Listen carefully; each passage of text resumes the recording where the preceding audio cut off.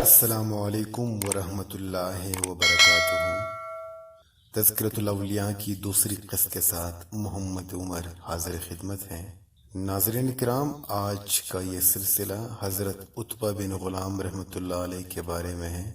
حضرت عتبہ بن غلام رحمۃ اللہ علیہ کا تعارف کراتا چلوں کہ آپ رحمۃ اللہ علیہ کا شمار اہل باطن اور اہل کمال میں ہوتا ہے، اور آپ حضرت حسن بصری رحمۃ اللہ علیہ کے شاگردوں میں سے تھے۔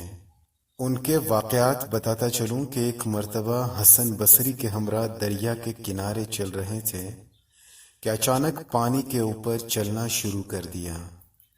یہ دیکھ کر حضرت حسن بصری رحمۃ اللہ علیہ حیرت زدہ رہ گئے اور ان سے سوال کیا کہ آپ کو یہ مرتبہ کیسے حاصل ہوا؟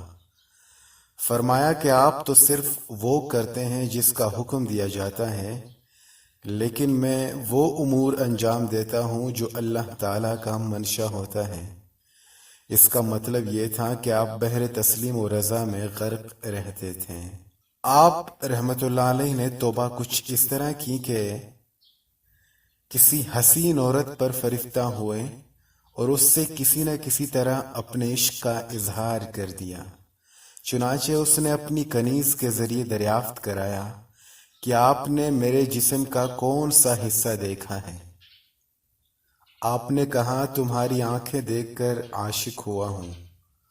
اس جواب کے بعد اس نے اپنی دونوں آنکھیں نکال کر آپ کی خدمت میں روانہ کرتے ہوئے کنیز سے کہلوایا کہ جس چیز پر آپ فریفتہ ہوئے تھے وہ حاضر ہے۔ یہ دیکھ کر آپ کے اوپر ایک عجیب حالت طاری ہو گئی اور حضرت حسن بصری کی خدمت میں پہنچ کر تائب ہوئے اور فیوز باطنی سے بہرور ہو کر مشغول عبادت رہے۔ خود اپنے ہاتھ سے جو کی کاشت کرتے ہیں اور خود ہی اپنے ہاتھ سے آٹا پیس کر پانی میں تیر کر کے دھوپ میں خشک کر لیا کرتے ہیں، اور پورے ہفتہ ایک ایک ٹکیاں کھا کر عبادت میں مشغول رہتے ہیں، اور فرمایا کرتے کہ روزانہ رفع حاجت کے لیے جانے سے کرامن کاتبین کے سامنے شرم آتی ہے۔ لوگوں نے ایک مرتبہ موسم سرما میں صرف ایک کرتے میں دیکھا اور اس کے باوجود آپ کا جسم پسینے سے شرابور تھا، اور جب اس کی وجہ دریافت کی تو فرمایا کہ مدت گزری کہ میرے یہاں کچھ مہمان آئے اور انہوں نے بلا اجازت میرے ہمسائے کی دیوار میں سے تھوڑی سی مٹی لے لی۔ چنانچہ اس وقت سے آج تک جب بھی میری نظر اس کی دیوار پر پڑتی ہے تو میں شرمندگی سے پسینہ پسینہ ہو جاتا ہوں، حالانکہ میرا ہمسایہ تو مجھے معاف کر چکا ہے۔ لوگوں نے عبد الواحد بن زید سے سوال کیا کہ آپ کسی ایسے فرد سے واقف ہیں جو اپنے حال میں مست رہتے ہوئے دوسروں کے حال سے بے خبر رہیں؟ فرمایا کہ ہاں، تھوڑی دیر انتظار کرو، وہ ابھی آتا ہے۔ چنانچہ سامنے سے حضرت عتبہ تشریف لے آئے اور لوگوں نے جب ان سے سوال کیا کہ راہ میں کس کس سے ملاقات ہوئی تو جواب دیا کہ مجھ کو تو کوئی نہیں ملا، حالانکہ آپ بازار کی جانب سے آ رہے تھے۔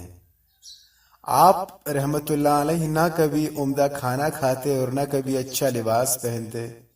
ایک مرتبہ آپ کی والدہ نے فرمایا، اے عتبہ، اپنی حالت پر رحم کر۔ آپ نے عرض کیا کہ میری خواہش تو یہ ہے کہ روز محشر مجھ پر رحم کیا جائے جو ہمیشہ کے لیے سود مند ہو۔